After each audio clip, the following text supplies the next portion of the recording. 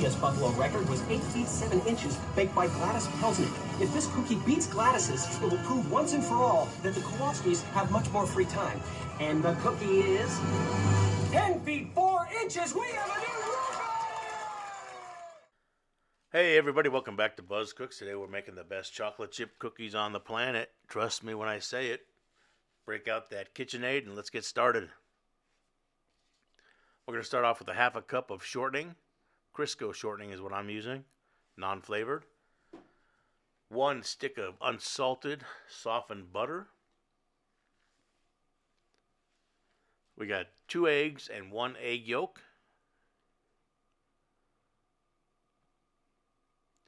And we're going to turn this on low and let that mix up a little bit.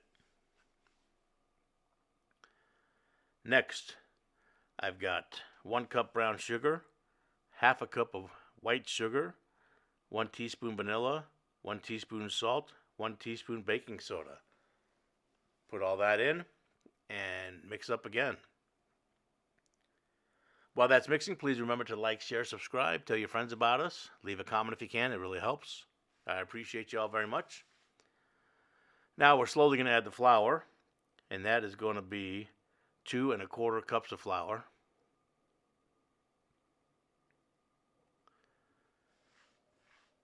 And once that flour is mixed in good, time to add our chocolate chips. 1 cup of semi-sweet chocolate chips will go in.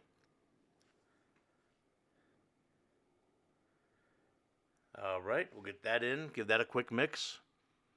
And now my secret recipe, I add 1 high quality dark chocolate bar that will hit with the hammer a few times to help break up. And then we'll use our hands to make sure there's no pieces that are too big to go into the dough. And we'll add that while it's mixing up. The nice thing about this recipe is you can replace the chocolate chips with your favorite candy bar or nuts, anything. It's just a great base cookie recipe, and you can add anything to it. Peanut butter chips. I had leftover, what do you call those? Reese's peanut butter cups after Halloween. So I broke up a bunch of those and put it in there, and I made Reese's peanut butter cup cookies. They were fantastic.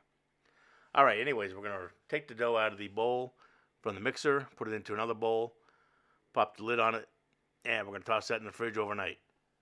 You can do a few hours at least, but overnight's better.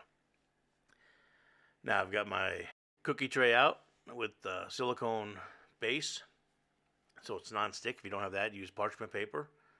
And just scoop out some dough, roll into a ball. You can, depending on how big you want your cookies, these are about meatball size. I can fit on 6 per tray. So with this recipe, you're going to get between 12 and 16 cookies probably. Pop them in the oven at 375, anywhere between 12 and 15 minutes, depending on your oven. My oven seems to cook a little bit lower than most, so I had to go about 15 minutes to get to where I like them, which is just a bit crunchy on the outside but still chewy on the inside. And there you have it, the best cookies you're going to have. Great for the holidays or any occasion. Make these cookies, your kids will love you. All right, thanks for watching, and we'll see you on the next one.